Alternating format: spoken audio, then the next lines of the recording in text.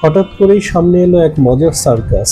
ছোটদের আনন্দ, ড্রামের শব্দ, খেলোয়াড়দের কৌশল, সব মিলিয়ে এক আনন্দময় পরিবেশ।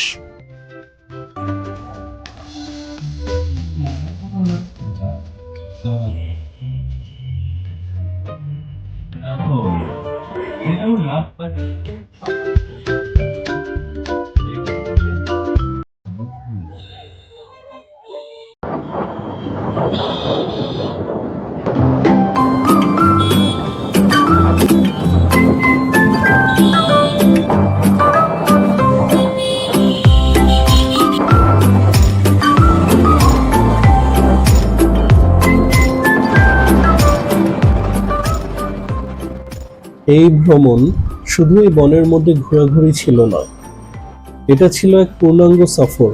প্রকৃতি, সংস্কৃতি, মানুষের জীবন আর খাবারের সঙ্গে এক গভীর পরিচয়। সিংড়া ফরেস্ট আমাদের দিল প্রশান্তি, রাস্তা দিল গল্প, আর মানুষ দিল হাসি। কিছু ভ্রমণ শুধু মুড বদলায়, কিছু ভ্রমণ বদলায় মন।